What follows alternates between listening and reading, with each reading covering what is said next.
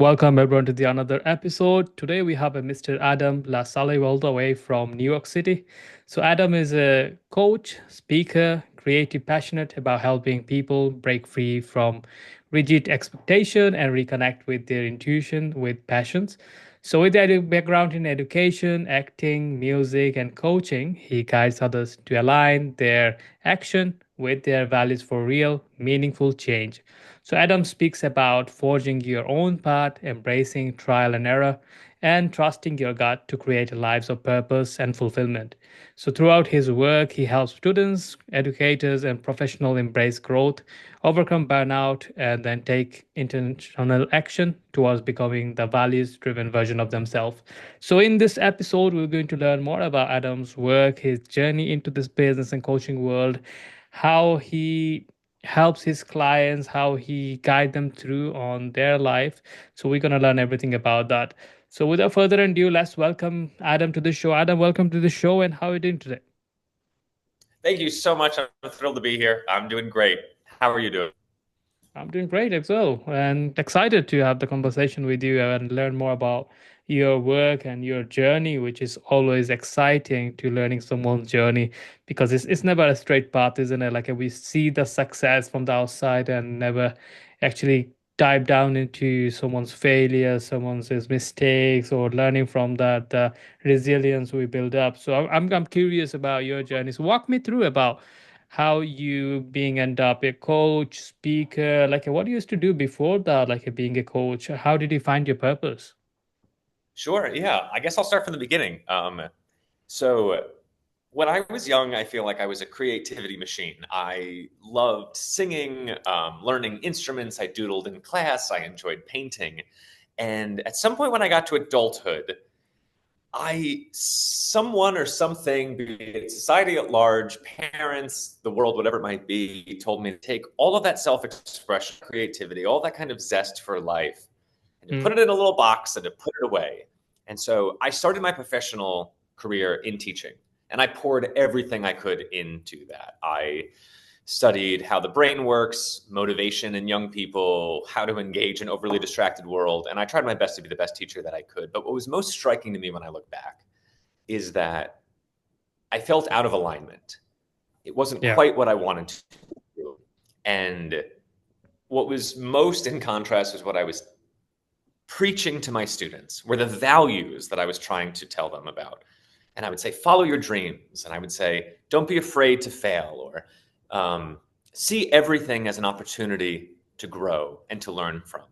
And so after spending about a decade in the classroom, I was fortunate to kind of be on the kind of leadership team of different schools. I was building kind of budding programs around the country.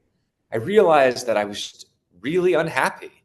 And it almost felt like there was this rain cloud over me. And I didn't even know how unhappy I was. And I think that that's part of subscribing to whatever idea I had when I was younger, that adulthood is just killing those dreams and it's silencing any of your passions, and it's just getting a reasonable, practical job with stability that you just kind of sit in for the rest of your life.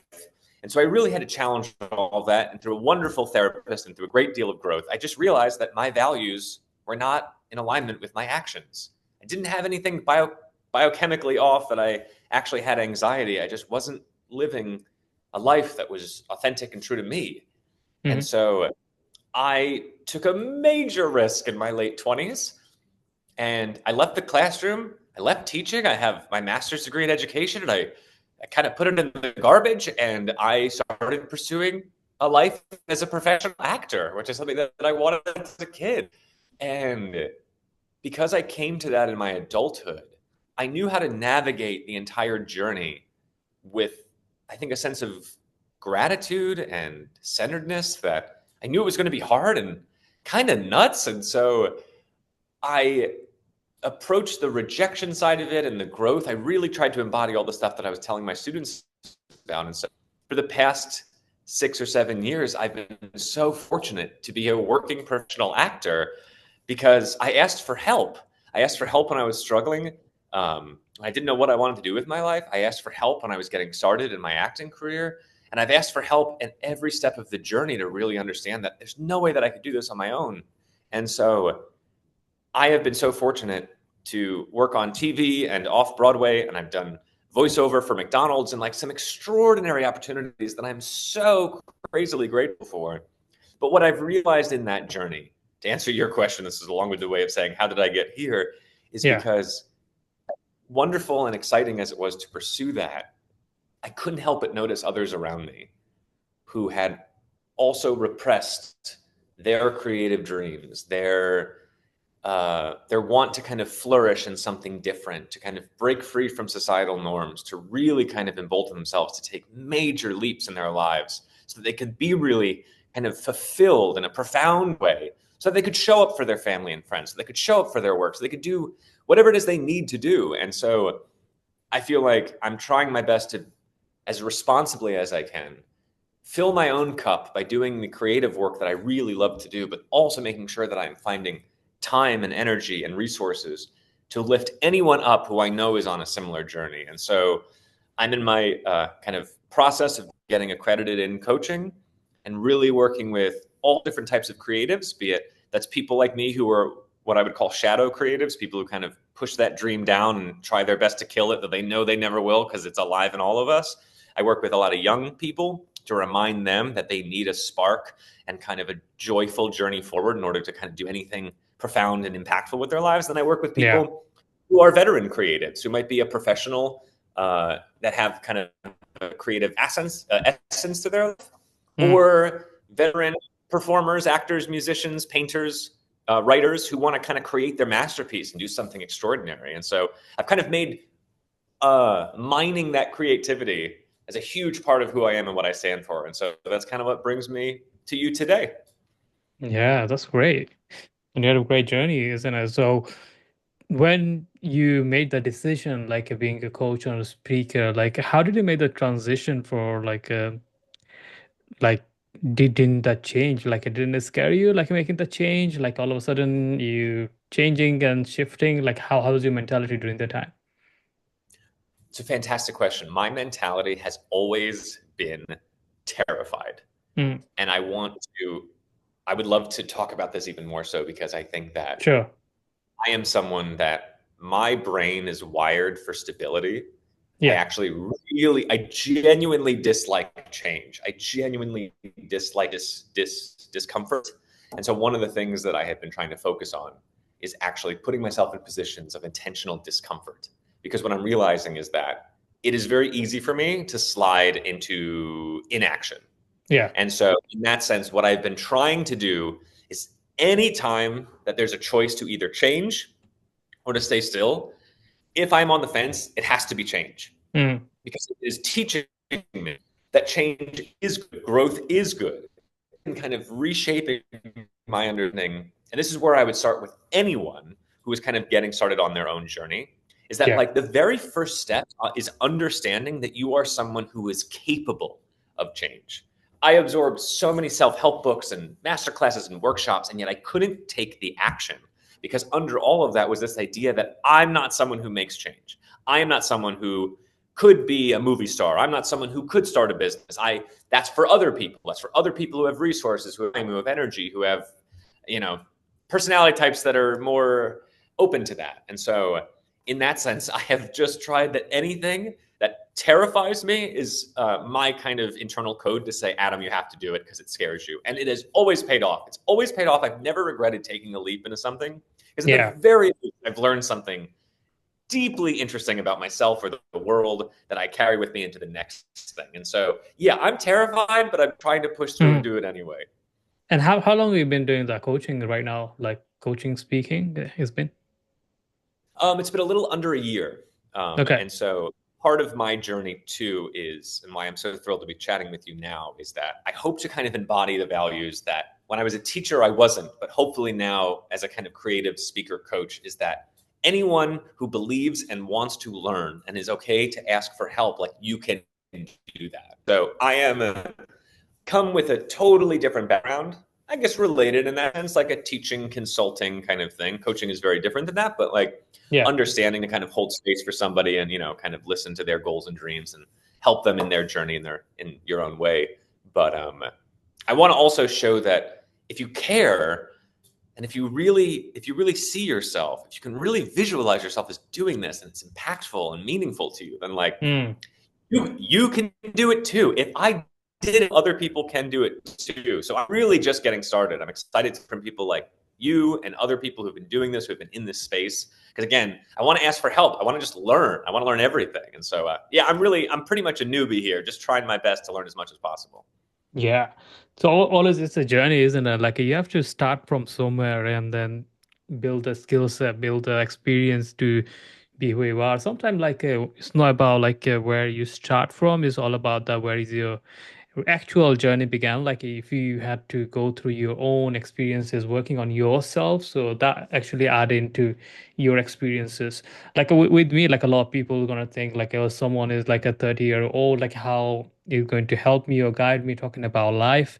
But thing is like the things I've been through, love like 8 years old, like I haven't been through probably, and everyone's journey is different. Sometimes like people go through certain things like you and I probably never think of. For an example, some kids in probably say in the Middle East or like in Africa, like the hardship they gone through, like they're 2, 3 years old, like they've been starving, they've been a war zone, they have frightening things like they go attacked by predators, like they probably go attacked by like different countries, like military forces, lost his limb, lost his eyesight probably.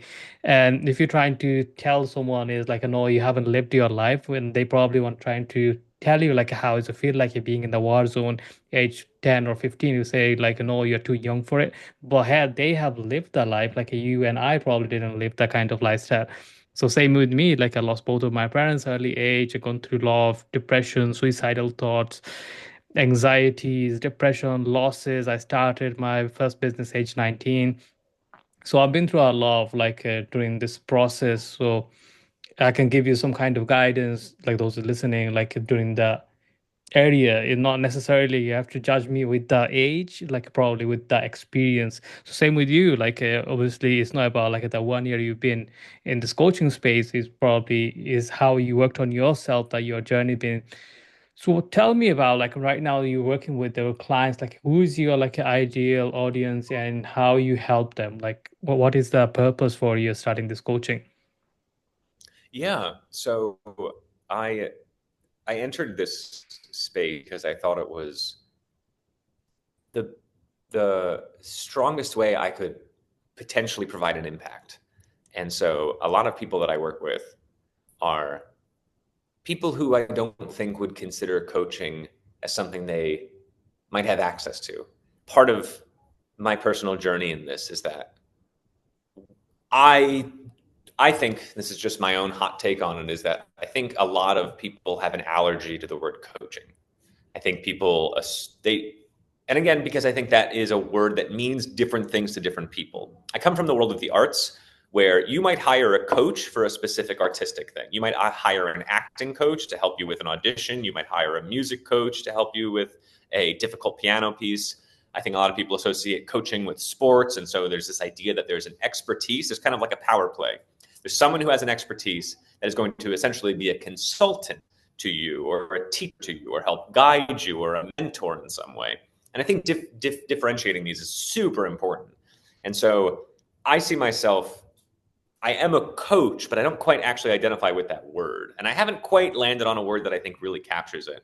But Yeah. the idea that um, you're really there to hold space for someone, you're there to really be a strategic thought partner, you're there to really provide intentional space for growth and reflection and accountability. And it's just, I think in our adulthood, I don't think we really have time for these things unless we intentionally place it there. And so, in that sense, I try to work with people that I think would not associate themselves as being capable of growth. And so, in that sense, I'm working with a lot of people right now who are creatives in the New York City area mostly, Mm. um, who are kind of budding creatives. They're just kind of beginning their career. And so they might be actors, musicians, playwrights, screenplay writers, painters, photographers that have an itch, something in them that they know they're capable of something quite extraordinary, but they feel that only some days, and they might not get a lot of external validation from the world or the industry that they're in.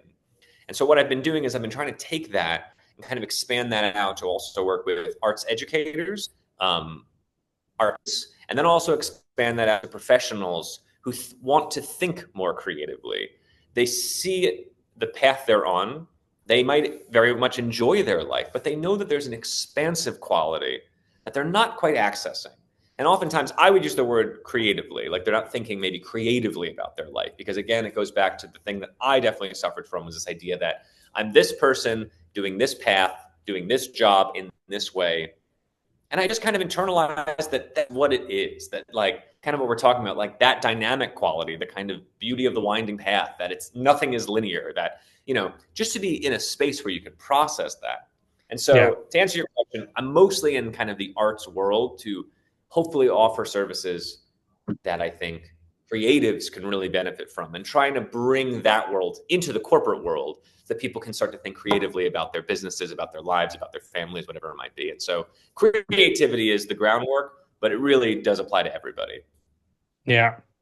Yeah, and of course, like there is always like you have to adapt and learn, and that's like a part of the growth, isn't it? Like, oh, we learn from each other. Like at the beginning of the podcast, you mentioned like you learning and you developing, and same goes like a sharing ideas with others, creators or like a creative. Then because you and I know like the way technology is evolving, the AI and automation, even though they would start to replacing a lot of coaches and things like that. I probably seen now like one of the YouTube Shorts video, I think yesterday, and someone's just like it's a tech YouTuber, and he just showing like how you can go on a Google and some kind of like a software that is available right now. You can screen share it, and one of the AI tool is there.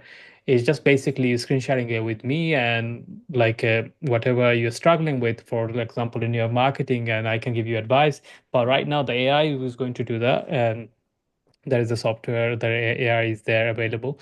Like you can just go and ask them some kind of guidance, and it's just like getting really scary for like not only just for marketing and so like any kind of industry. And I'm part of like another like a newsletter group. They have like a 200,000 subscribers in there. It's like there is an AI for that, and it just like it talks about like how you can have your personal coach if you have anxiety and depression. Like you can ask any question you may have, and they're gonna guide you and help you. You can talk to them anytime you want. So it's just like replacing like a therapist and trying to be like your own coach.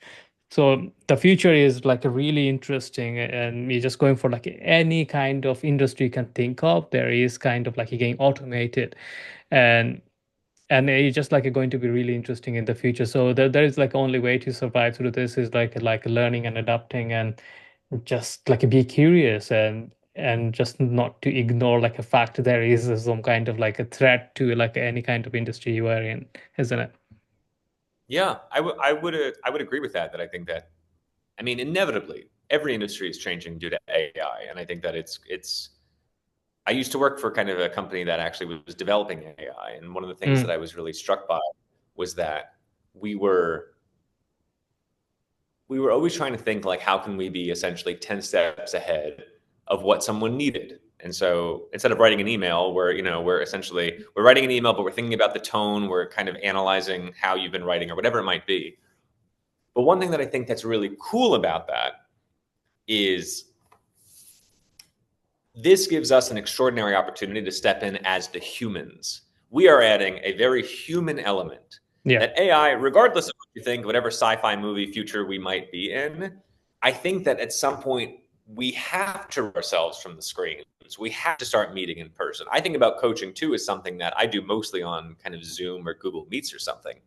But I want to move it to more in real life. I want it to be in person because I genuinely think most of the people that I work with, maybe even all of them, I think have mentioned it would be so great to build community in person. And so I think that same thing, I remember AI kind of beginning to be utilized in the classroom when I was teaching. And the solution wasn't that the teacher should start using AI, though that is a potential solution. It was, how can we show that students learn something through discussion?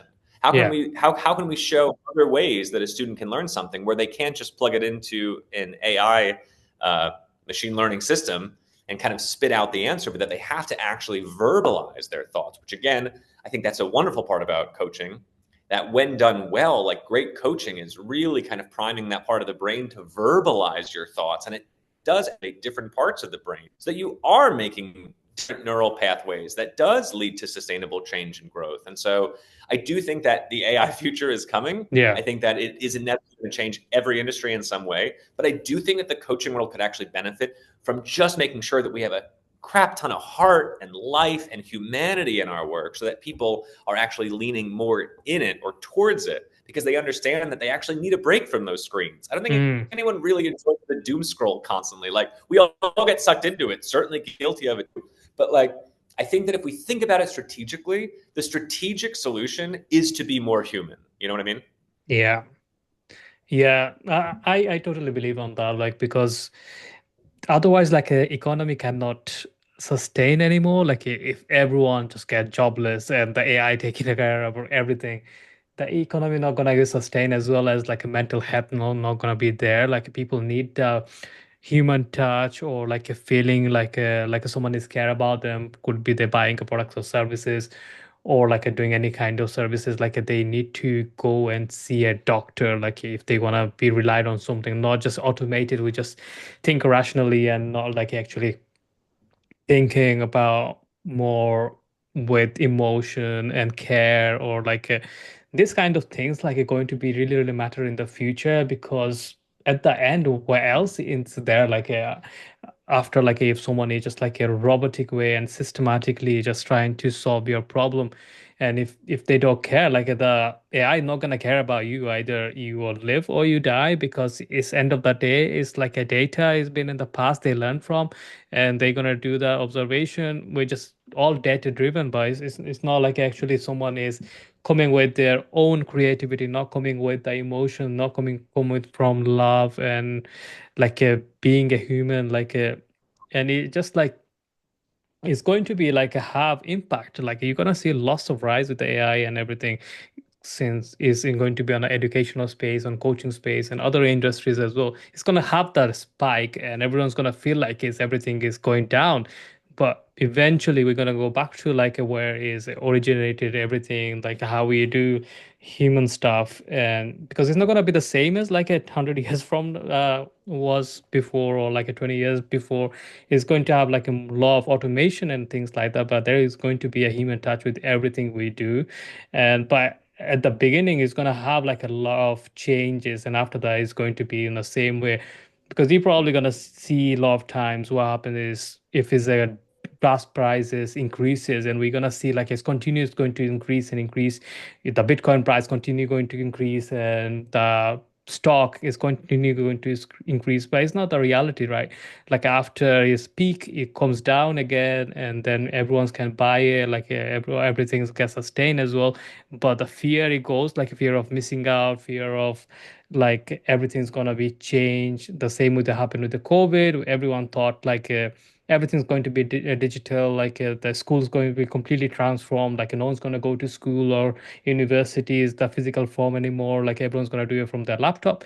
But they realize it's not that sustainable, and they reopened it again, and then we are just going back to here. So with everything, like what is the your future vision with you, as you're an educator, you're as a coach, like how you see the future on your business, and how you're going to be impacting other people's life in the moving forward? I try my best to frame it that as much as any human being, I would love to have a thriving business and I would love to have a new level of financial security and yada, yada, yada. At the end of the day, what I've realized for myself is that our working lives take up a huge chunk of who we are. And I Mm, just want to do some impactful work. I'm so grateful that my winding path brought me in and out of the education system, in and out of the performing arts, into the world of coaching. Who knows what's next? But I do think that there's a particular crossroads that I'm at with a background studying education and how people learn and now really getting an understanding, deeper understanding of brain chemistry and how people make sustainable change in their lives. And also how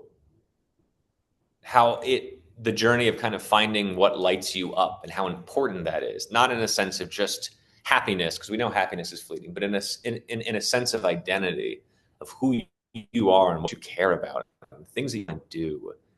And in that sense, my goal has always just been, how can I have the greatest impact? And I think that Yeah. it's helping as many people as I can find their light. And the AI revolution is here and will only be, more upon us in the future. I can't control a lot of things, but I can just control my own little bubble. And I just hope to expand my reach to help other people. I just try my best to live my life at the stuff that I wish I knew 10, 15, 20 years ago. I'm just trying my best to bring to the forefront, to make it engaging, to make it dynamic, to kind of embody the values that I did not do when I was teaching. I tried and I tried my best, but I didn't quite get there. Is that now I have the maturity and the understanding and the expertise to step into a new sense of self, to go, I really want to help. I really want to have an impact in a way that is meaningful with my strengths and my skill sets and my passions and my interests.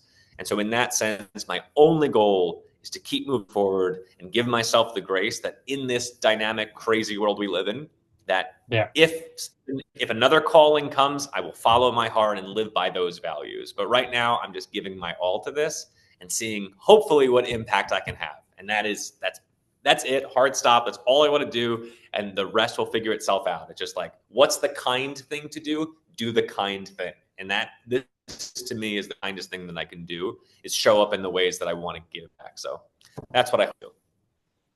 All right, that's great.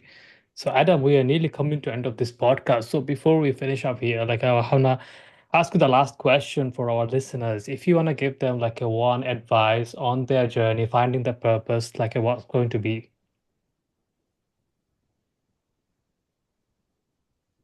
Slow down. All I could say is that the world is moving fast. Mm, Slow down. Slow down. It's the only way that you could ever practice gratitude. It's the only way that you can get in touch with what you value and what you care about. It's the only way that you make sure that you're on a path that you see value in. Slow down. I promise there is enough time. There is enough love. There is enough good stuff out there. You just got to slow down to get started. yeah, that's great. Thank you so much for sharing that. So Adam, we are nearly finishing up the podcast. So before we wrap up, if anyone wants to learn more about yourself or your business, where is the best place to find you? Feel free to Google me, Adam LaSalle. I'm always looking for people that I can work with to help. It's a sliding scale, always will be. I always want this to be an equitable model that everyone has a chance to get high quality coaching at a price that they can afford. If you want to follow some of my creative projects, Adam.LaSalle on Instagram, or you can follow me on LinkedIn. All right, that's great. Thank you so much for your time, Adam. I really appreciate your time and coming to the show today. So best of luck with everything you do. And yeah, I will see you around.